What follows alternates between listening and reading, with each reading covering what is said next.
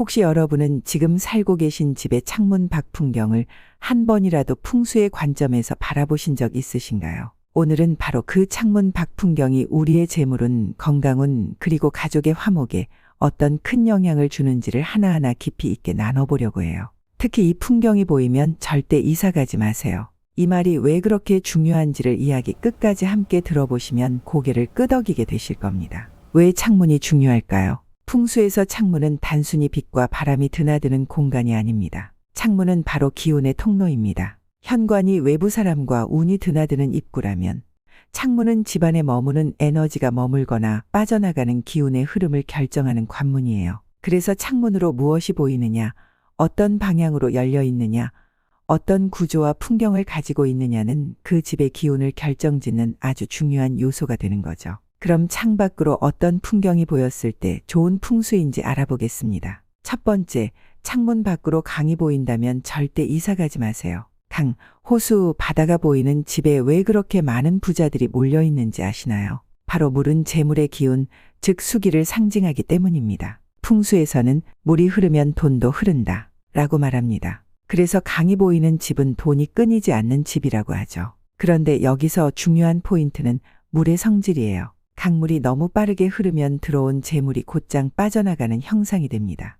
마치 돈이 벌리긴 하는데 저축도 안 되고 늘 뭔가 새어나가는 듯한 느낌이 드는 거죠. 반대로 잔잔하고 깨끗한 강물이 보이는 집은 마치 은행 잔고에 돈이 차곡차곡 쌓이는 구조예요. 물은 천천히 그러나 멈추지 않고 흐르며 그 집안의 재물의 흐름을 지속적으로 머물게 해줍니다. 혹시 여러분의 창문 밖으로 이런 강의 모습이 보인다면 절대 그 집을 놓치지 마세요. 그건 바로 재물명당입니다. 두 번째, 창문 밖에 둥근 산이 보이면 3대가 부자 될 수 있습니다. 풍수에서 사는 보호, 안정, 축적의 기운을 상징합니다. 그 중에서도 특히 둥글고 부드러운 형태의 산, 바로 귀봉이라 불리는 산이 가장 좋은 산세라고 해요. 귀봉은 마치 보름달처럼 가득 찬 재물과 안정된 기운을 의미하고 이런 산이 보이는 집은 3대가 부자로 살 수 있는 터전으로 여겨집니다. 왼쪽 창문에 이런 둥근 산이 보이는 경우는 특히 더 강한 재물운을 불러오는데요. 이는 마치 왼손으로 재물을 움켜쥔 형상과 같아서 돈이 빠져나가지 않는 기운을 상징한다고 합니다.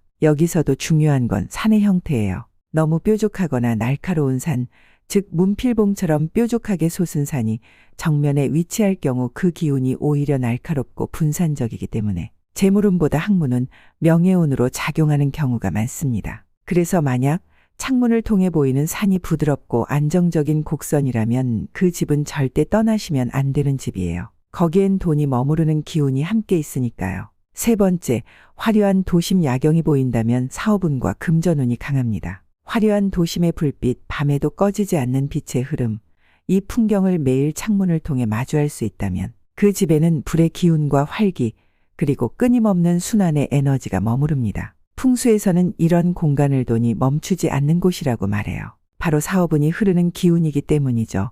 창문 너머로 보이는 서울의 강남 같은 풍경을 가진 고급 아파트나 펜트하우스는 왜 부자들이 선호하는지 어느 정도 이해가 되시죠? 단, 여기서도 주의할 점이 있어요. 창문에서 정면으로 도로가 곧게 뻗어 있다면 이건 오히려 칼날 같은 기운, 즉 살기로 작용할 수 있습니다. 이른바 칼길이라고도 부르는데요.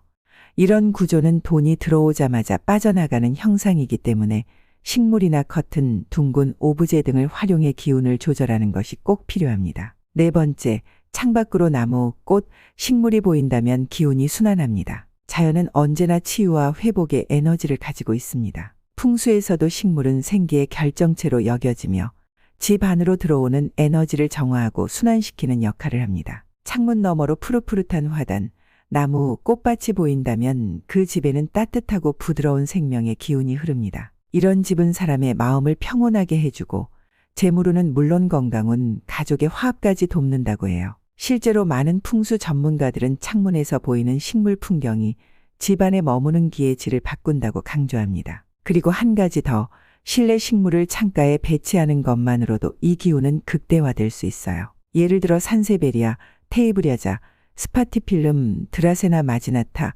몬스테라 같은 식물이 좋습니다. 처음 들어볼 법한 특이한 이름을 가진 식물들이지만 이런 식물들은 음이온을 방출하면서 공기도 정화하고 기운의 순환을 자연스럽게 만들어줍니다. 창문 근처에 이런 식물을 하나 두는 것만으로도 탁한 기운이 순화되고 금전운을 머금은 생기가 집안을 채우게 됩니다. 그렇다면 창문 방향에 따라 기운은 어떻게 다를까요? 풍수에서는 방위도 굉장히 중요한 개념이에요. 창문이 어느 방향을 향해 있는지에 따라 집 안으로 들어오는 에너지의 종류가 달라지거든요. 하나씩 차근히 살펴볼게요. 첫 번째, 동양 창문은 새로운 시작의 기운을 상징합니다. 동쪽은 해가 떠오르는 방향이죠. 그래서 새로운 출발, 성장, 발전의 기운이 들어오는 곳이에요. 이 방향의 창문은 아이방, 공부방, 사무 공간에 가장 좋습니다. 동양의 아침 햇살은 두뇌를 깨우고 마음을 안정시켜주며 긍정적인 생각을 자연스럽게 유도합니다. 커튼은 너무 어둡지 않은 반투명 재질을 추천드려요.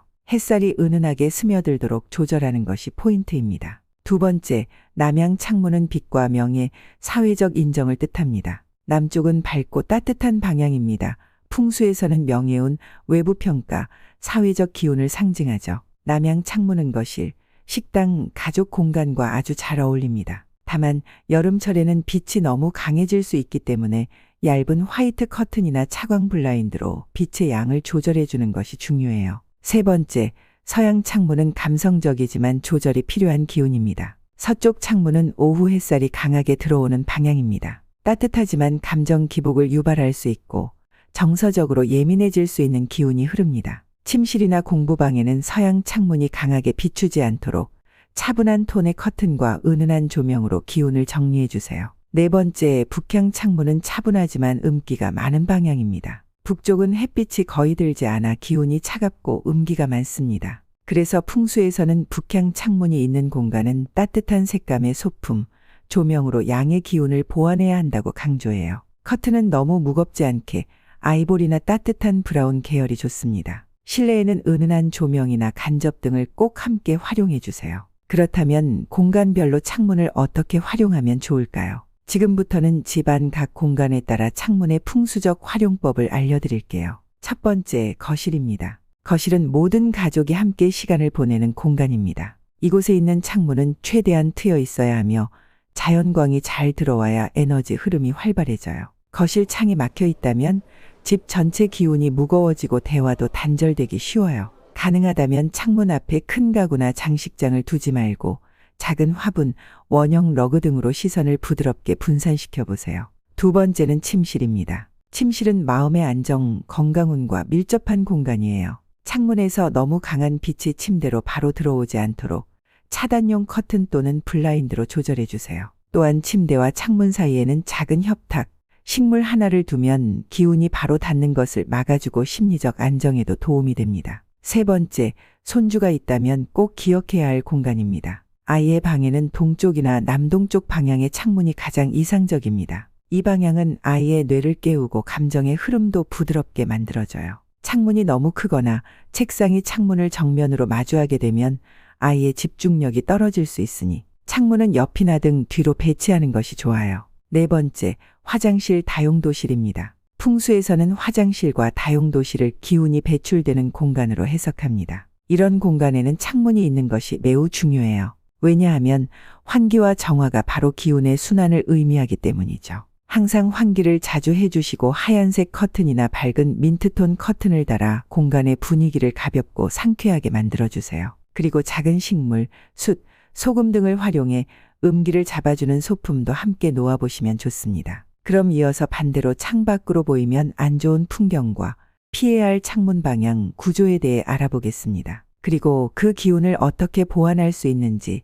실질적인 실전 팁도 함께 소개해드리겠습니다. 앞서 우리는 강, 산, 식물처럼 긍정적인 기운을 주는 풍경을 살펴봤죠. 하지만 반대로 아무리 좋은 집이라도 창문 밖에 특정한 풍경이 보이면 기운이 흐트러지고 모른이 빠져나갈 수 있습니다. 오늘은 그 대표적인 경우들을 살펴보고 그 기운을 어떻게 보완하면 좋을지도 알려드릴게요. 첫 번째, 무너져가는 건물. 창문 너머의 폐건물, 오래된 건축물, 철거 예정 부지가 보인다면 그건 풍수적으로 매우 위험 신호입니다. 이런 구조는 쇠락의 기운, 정체된 운이라고 표현되며 집안의 기운을 점점 아래로 끌어내립니다. 특히 재물운은 물론 사람의 기력까지도 서서히 떨어지게 만든다고 해요. 이럴 때는 두꺼운 커튼으로 시야를 차단하거나 창문 앞에 푸른 식물, 원형 오브제를 두어 기운의 흐름을 차단하고 순환시켜야 합니다. 두 번째, 고압선과 변전소.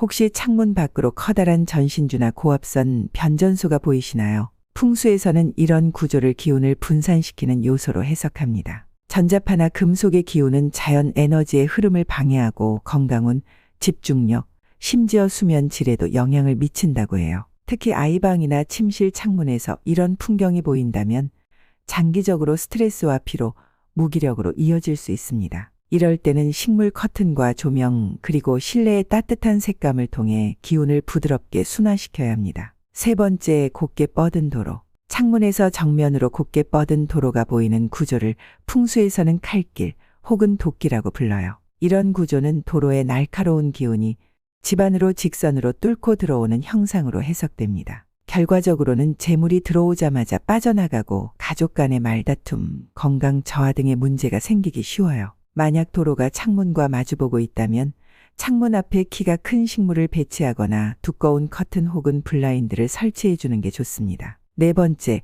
오염된 물, 탁한 하천. 물이라고 해서 모두 재물운에 좋지만은 않아요. 물이 탁하다, 냄새가 난다, 혹은 흐르지 않고 고여 있다면 그 물은 곧 재물의 정체, 건강의 하락을 뜻합니다. 공장 폐수가 흐르는 하천, 오염된 개천이 보이는 창문은 그 자체만으로도 운을 흩뜨리는 요소가 됩니다. 이럴 때는 그림으로 보완하는 것이 가장 효과적입니다. 예를 들면 맑은 산속 계곡 풍경 그림이나 투명하고 잔잔한 호수 사진, 해질 무렵 부드러운 물결의 바다 그림이 좋습니다. 다섯 번째, 창문 앞을 가리는 초고층 건물. 내 집의 창문 앞에 바로 초고층 건물이 바짝 붙어 있다면 이건 풍수에서 기운이 눌리는 구조로 해석합니다. 즉, 집의 기운이 펼쳐지지 못하고 누군가에게 늘 눌려있는 형상이 되죠. 이럴 경우 기회가 와도 펼쳐지지 않고 계획이 있어도 늘 제자리 걸음이 되기 쉽습니다. 이런 풍경은 직장인에겐 승진지연, 학생에겐 성취 저하, 가족에게는 심리적 무기력을 유도할 수 있어요.